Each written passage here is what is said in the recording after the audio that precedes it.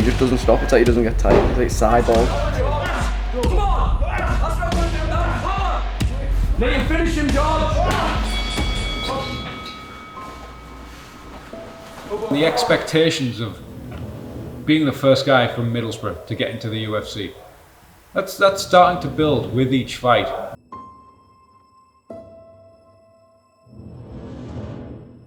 George is gonna finish him in 2.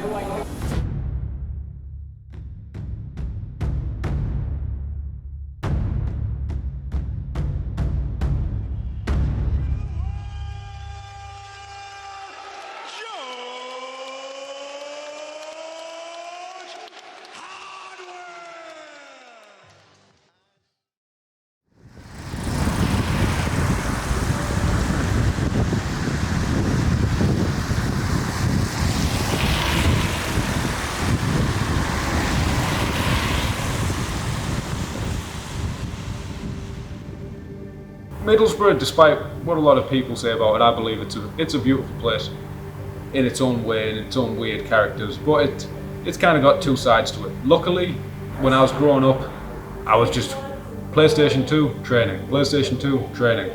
But it's an easy place for someone to fall down the wrong path. My name's starting to build up a little bit more, and the expectations of being the first guy from Middlesbrough to get into the UFC, that's starting to build with each fight.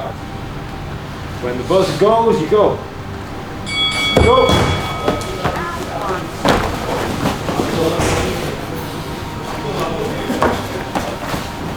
Ooh. You find his head from one side to the other. I started coming to Middlesbrough Fight Academy when I was 15, so that's about 11 years ago. It's a gym in Linthorpe Village in Middlesbrough, and it's started by Abdul Mohammed, and I couldn't have asked for a better day one coach than Abdul Mohammed. You know, back in the day, people didn't have these same gyms to train at. Middlesbrough only started to get these mixed martial arts gyms maybe late 2000s, early 2010s. I'm just phenomenally blessed to have come in here day one and have Abdul Mohammed as my coach.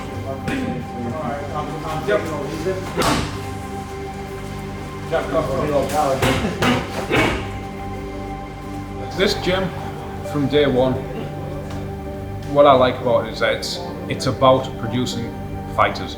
It's not about run around, get a sweat on, do some sit-ups, we'll take your membership, yeah, go home. It's about producing fighters. Anyone who really wants to become a fighter, you're going to get built from the ground up with no bullshit. Everything's going to be told to you straight. That's what I've loved about MFA since day one. And you'll be ready all the time. So this session, it's like half technical, and a lot of the point of it is that it's just horrible. We do it in fight camp. What we're doing is we're going from bad positions, or maybe offensive positions, attacking takedowns, all the most energy consuming stuff you can think of. Escaping mount, grabbing double legs and finishing double legs, grabbing a hold of someone's body lock and just trying to put them down to the mat as many times as possible, scrambling. You do that, and then you go and smash the pads. It's just back and forth. It's kind of like you grapple as hard as possible, and then you throw in your punches as hard as possible, same as a fight. During this, there's times where you're just like, what am I doing here? This is fucking horrible. Because if you're stuck in a bad position by the end of the minute and a half, you kept there until you get out, because it's like, you can't get in the habit of thinking, oh, 30 seconds left, I'll just relax and then I'll just be back up to hit the pads. Gotta just work, work, work. But the skill is not being mentally, let's go all the time. No one is. It's recognizing when you're starting to drag away. You know, you're thinking about other stuff, you're thinking about how horrible it is, and then just pulling it back. That's the skill. That's the skill of mental toughness. That's the skill of concentration. Is when it pulls away, you just pull it back. You know, you don't keep it there, you just pull away. It's mentally difficult, you pull it back. And it just goes for round and round. It's horrible. 2 weeks out from fight today, and I get my last one of these next Saturday. Power, George! Come on! That's not going to do that! Power! So we're 2 weeks out from George's fight. He's looking good, almost ahead of schedule, so I think he's got one training week left. I think just lowering the intensity of this a little bit more than we normally would, just because there's no point going even further. I think he's just hitting his peak now. Just got to keep him with this, and then when there's that tapering off period, he's ready to be explosive to go into his fight. 1-2 kick. incredibly fit. I've never seen him so like in the position pads there. Like I've never seen him so just non-stop, especially with all the different bodies, and then the twins, which are dead strong, and then he's got me, which is a different change of pace, and he just doesn't stop. It's like he doesn't get tired. It's like sideball. Lee, get up, George! Fights are won and lost in these tiny moments. You get stuck on your back. 5 rounds really suits me, but I know there's going to be some dangerous moments. It's always when you fight a finisher. So it's like a finisher versus finisher. I've finished my last 5 fights. He's finished quite a few fights, and that's what people want.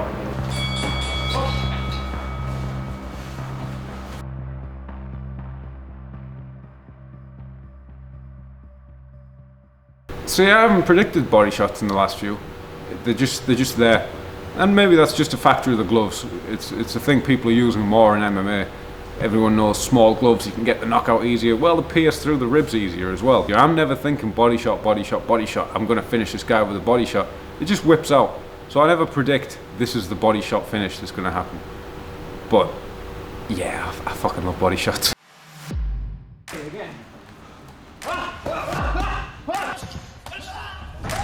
Oh, huge shot. Truman goes down, and it's over.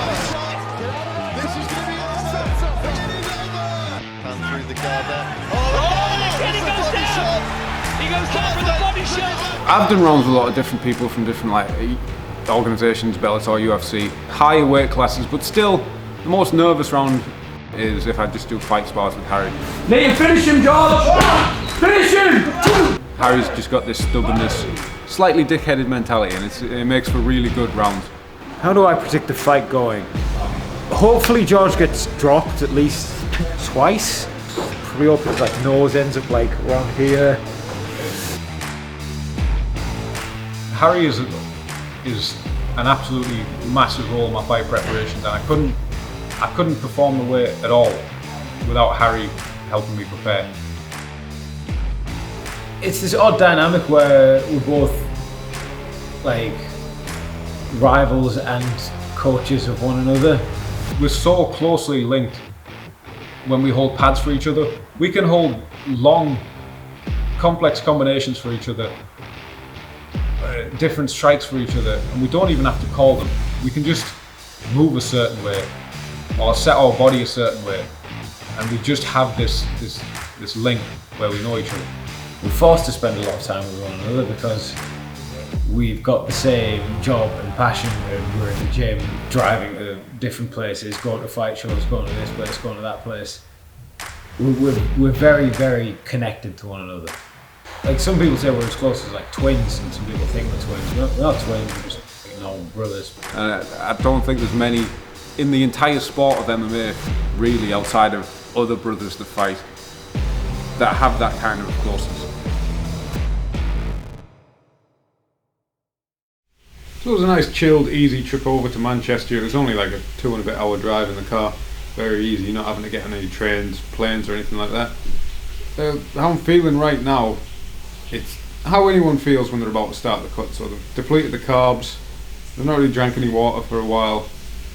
So the energy levels are just very low. Just saving that for the cut to start proper. It's a thing called sweet sweat. It's supposed to open the pores up and make it easier to sweat. I've used absolutely loads in some weight cuts and less in others. I'm kind of skeptical about it, but I use it because I'm just used to using it now.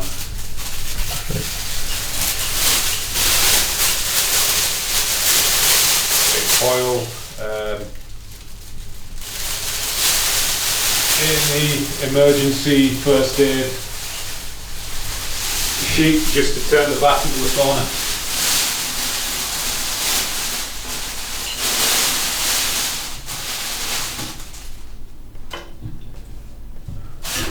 My role in today's weight cut is just making sure he doesn't die.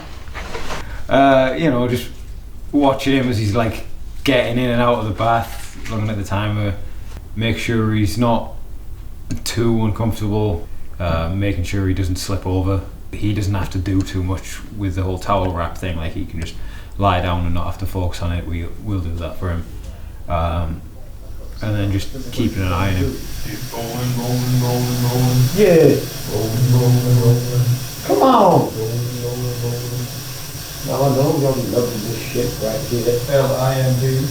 Biscuit is right here. What we do is we use a hot bath to get the sweat going, just cranking it to an unpleasant level. A lot of people think, oh, a hot bath, that's just nice, but it's a bit more unpleasant. It gets the heart rate going, gets the heart beating out the chest a little bit. And what we do is we just swap around from, say, half an hour in a really hot bath, getting that sweat going. We'll hop out, I'll put the sweatsuit on, wrap myself in towels, and that'll just keep the sweat going for 30 to 40 minutes. After that, it's just back in the bath, and then back in the sweatsuit. Back and forth, back and forth.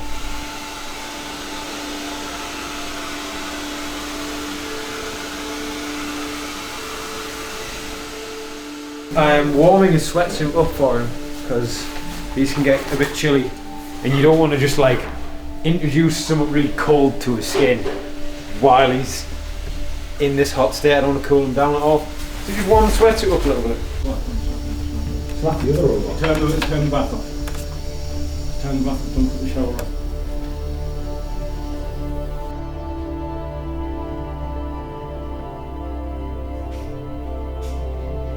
So cutting weight, you know, people getting confused. There's two things. There's losing weight, which is your diet for the weeks before, the months before the fight, bringing the weight down. And the final weight is a cut. This is more just dehydration and fluid manipulation. You know, it's obviously not the most pleasant thing in the world, but you know, just sit in a hot bath for a few hours. People having to do worse things for their money. Yeah, so George has just started the weight cut. Things are going well. He's keeping his breathing steady. Seems totally compass mentis. Just everything's just going smoothly. Just keep checking on him, making sure he's all right. It's in the other arm. It's in the other arm. It's in the other arm. What's It's in the other arm. That doesn't mean anything. It's in the other arm.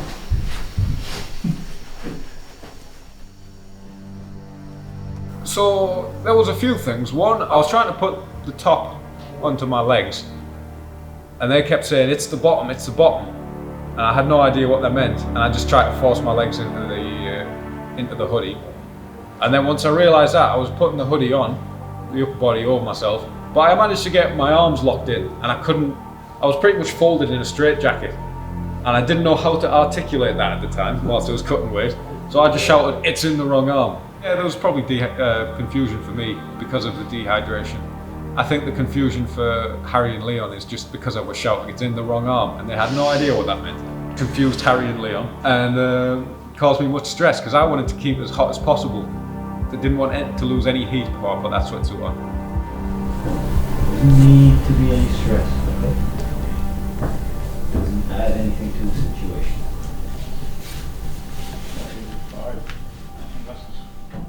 Risks with weight cutting, there are a few. I think if you cut too much weight, you can't properly rehydrate your brain by fight time, and then when you're taking impact and absorbing damage while dehydrated, it exaggerates that problem or exacerbates that issue. With weight cutting itself, you don't really want to like overheat someone. So like some people just have this idea of like, oh, I've just got to make the bath as hot as can be physically bared, and like, or in the sauna they'll start like doing workouts in a sauna and stuff. You don't really want to like cook yourself. It's just about getting yourself hot enough to sweat so the weight comes off. A big risk is if they're dizzy and they try and get up too fast. There's actually been fighters who've slipped wherever they're cutting weight, in the sauna, in the bath. They're getting out of the bath, and because they're dehydrated, they've slipped or they've fainted and they've hurt themselves that way. That's a big risk. And another big risk is actually when the weight cut's finished, rehydrating properly. A lot of fighters have made this mistake of eating the wrong foods, rehydrating in the wrong way, and causing pretty much kind of the effects of food poisoning for themselves, where the body just rejects the food. They don't rehydrate properly, and then if they're going to the fight that way, they can cause a lot of harm to themselves, or they might not even make it to the fight. he's probably fed up, you know what I mean? It's not nice cutting weight. I don't think anyone ever enjoys it. I know I hate it, and I don't do it. Don't even do as much, and I absolutely can't stand it. But I think he's tough-minded, you know what I mean? He gets on with it. He doesn't complain once. He just gets through it like a man. Doesn't whinge, and he just knows another 2-3 hours he's done, and then he's ready to fight and do the business tomorrow.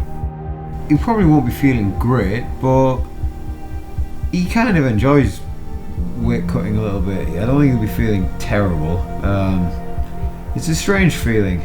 Like, breathing feels a bit heavier. You have to make a more conscious effort to control it, and your mouth feels dry.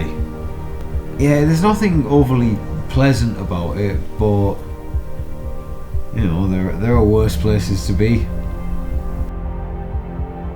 Weight cuts, you generally don't feel great, but the way I felt during that weight cut was actually pretty calm.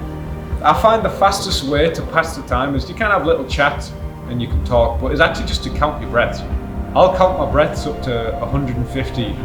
So that's what I like to do. I try not to focus on too much how I'm feeling, because you can kind of exaggerate any negatives if you focus on how you're feeling. Because it is really difficult mentally, and a lot of fighters would love to go through the whole fight process with no weight cut. But I kind of like the whole mentally sharpening process of the weight cut. It's unpleasant. It forces me to carry over discipline outside of the gym. And I find it just gives me a mental edge when I'm fighting. Just like an extra bit of sharpness. There'll be a 3 or 4 hour stint where I'm just cutting weight in and out of baths and I haven't checked the scales. And you don't know how much weight you've lost at that point. So there's quite a bit of tension when you're about to step onto the scales again and see how much you've lost. I'm fearing that I've only lost like 2 pounds or 3 pounds, but last time I'd lost a good 7 or 8 pounds and I was really in a sweet spot. As soon as I got finished with my weight cut session for that evening, it meant I only had a pound or 2 to cut on the morning.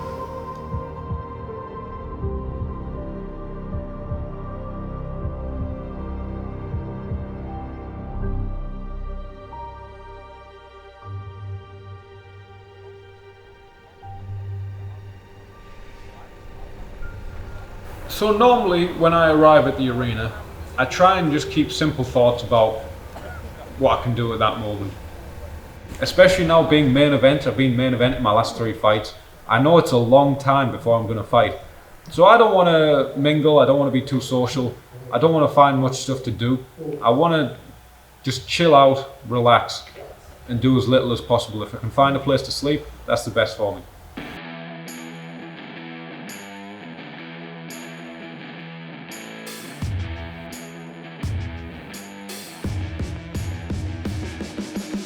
You do see the other fighters. You'll see the other fighters preparing, you'll see the other fighters going out. And obviously you've got the TVs there. You've got TVs in the warm-up room to keep you aware what fight's going on, what round you're at, and what's happening there. Exhausted, sore, under the weather, but still a winner. You don't last long in this game if you're getting in fights like that every fight. So now to finally get the win, it's more than a relief than ever. Generally, I managed to get myself to a stupid enough state where I can see people, even people I've trained with, people I care about, but even then I managed to get myself to a dumb enough state where it doesn't really register. The potential of a UFC contract, you know, it always adds that bit of pressure, because that's the dream all these young fighters are trying to go for. It's a dream I'm going for. George is gonna finish him in 2. Your head's kind of empty with stuff just passing through it whenever you walk into the cage. You're not actually as mentally engaged as you think you are. The king of the body shots, King George Hardwick. He's back in the Cage Warriors cage. I came out expecting a lot of big power shots and dangerous flying knees and front kicks up the middle. I've built him up in my head to be just the most powerful fighter in the world, the most slickest striking and the hardest finishes. He throws about 4 or 5 shots, and I managed to deflect some. I take a few on the shoulders, a few on the gloves, and one actually picks through and hits me on the chin a bit. But feeling that calmed me down, because it's like, okay, I'm fighting a human. I'm fighting a human, not some kind of ridiculous, super-powered knockout machine. So when I first dropped Yann Liasse, it was kind of like hitting air. It didn't feel like a hard shot at all. Then I kind of swarmed in too much, and I thought, well, I've got to guillotine now because his head's too close to punch. And that was actually a moment of panic for me. I thought it was cinched in, but then I felt both of my shoulders go flat on the mat.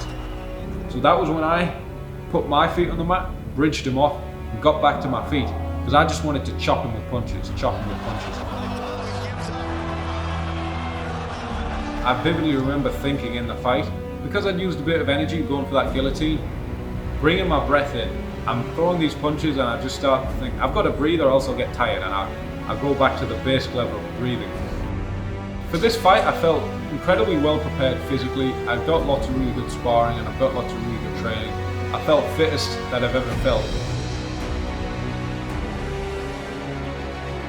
So when I was finishing Yann Liasse, it was kind of an extended series of punches. I was just going left hook, right hook, left hook, right hook. A little bit of time here. Hardwick still landing. Dips to the body. Goes back upstairs. And the shot that finally just, I felt his soul go out of him just a little bit, was a right knee.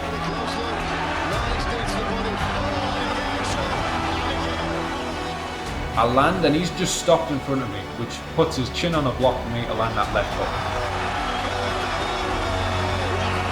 Just a different class. I mean, Liasse was looking still. The Cage Warriors on its way. Champion of the world. He was patient, took his time, and then done what a champion does and got a finish defending his belt. And the only thing left now is the UFC. It's very rare for a Cage Warriors champion to have to make 3 defenses before getting off to the UFC. I've had 6 fights in a row, won each fight, 5 knockouts and a submission. 3 of those in title fights, all title fights knockouts. And then before that I had another 2 Bellator wins. There's not many people on a streak like me outside the UFC. So logically, the next step would be to get Dana a Manjaro's pommel.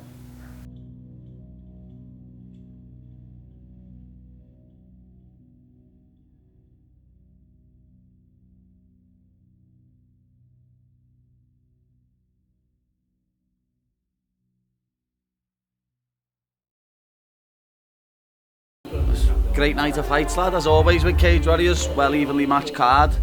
No crabs fighting ticket sellers, lad. Every fight on the card well matched, and it shows, lad. Very good performances all round. Even the losers looking very well. So whenever I asked you at the weigh-ins, you said George was finishing him in 2.